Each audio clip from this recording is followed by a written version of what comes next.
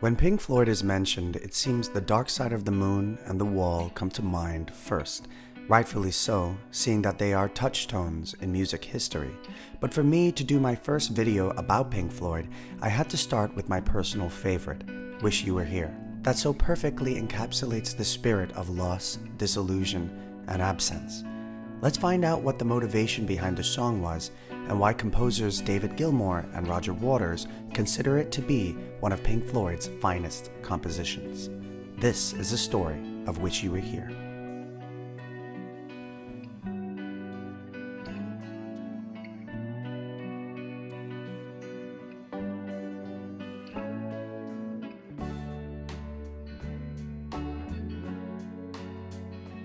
So you think you can tell heaven from hell, blue skies from pain? Can you tell a green field from a cold steel rail, a smile from a veil? Do you think you can tell? Lyrics so cynical, when I first heard this song, it couldn't have come at a more appropriate time.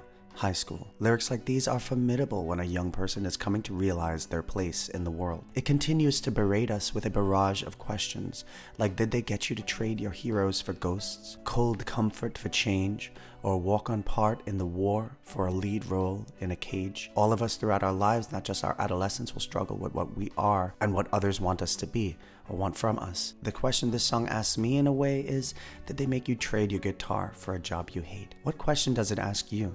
If you're brave enough, I'd love to read it in the comments. However, let's move away from conjecture and personal interpretations.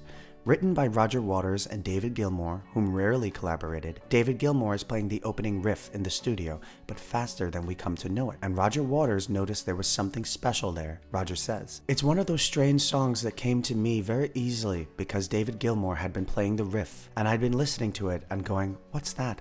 I said, play that again. So I learned it, and I said, and then what happens? He said, no, that's it. And I went, I like it. And said, do you mind if I see what happens next?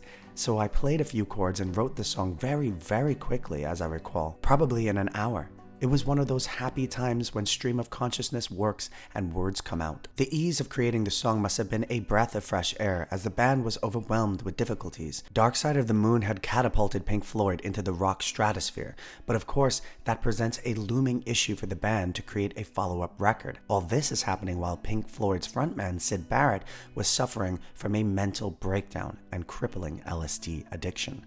Roger Waters recalls, he was a charming, talented friend and I miss him.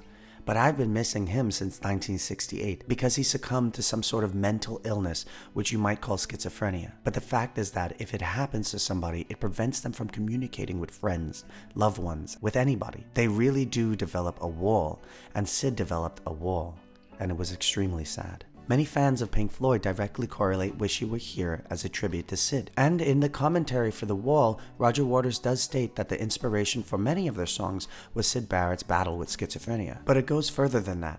Pink Floyd enters Abbey Road Studios in 1975 to begin their 9th album that would be titled Wish You Were Here. A few months before, in 1974, Pink Floyd's original manager somehow convinced Syd Barrett to book some recording time at Abbey Road, but it proved to be useless. Syd was too far gone. It is said that the remaining members of Pink Floyd could still feel Syd's presence at Abbey Road Studios, or lack of presence. His absence from Pink Floyd and reality itself. Syd makes a surprise visit while they were recording, and he looked like a stranger. He had put on a lot of weight, shaved his head, his eyebrows. It was too much. Couple this with the band's mega success, but rarely being punctual enough for recording. Roger Waters felt his world upended. With all that he gained, he felt he was losing more. Roger says, all my songs are encouraging me. I guess I write them for me. It's to encourage myself, not to accept a lead role in a cage, but to go on demanding of myself that I keep auditioning for the walk-on part in the war. Cause that's where I want to be. I want to be in the trenches. I don't want to be at headquarters.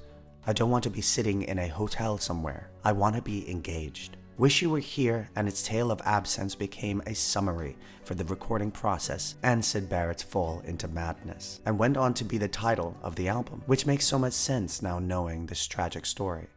And after the turmoil, their breakup, after it all, Pink Floyd had a reunion in 2005 where Roger Waters spoke in reverence to his band, his friends, to it all. Roger says, it's actually highly emotional. standing up here with these guys after all these years. We're doing this for everyone who's not here, and particularly, of course, for Sid. The song comes in as it fades away, a ghost of a guitar lamenting its loss, but a bright spot in the middle where most of the band is there. What is Wish You Were Here about? It's about absence and wishing it wasn't there. Sometimes we have to trade, sometimes we have to lose. However, I have to say, I never traded my guitar. Did you? If you enjoy these videos and want to support the channel, please consider becoming a patron. My videos will always be free, and this is a great way to help me make them better for you. Check out my debut album, The HollyHobs, on Spotify and Apple Music, and click the like button, subscribe, and notification bell because that is the best way to get notified when a new video is released. See you next time.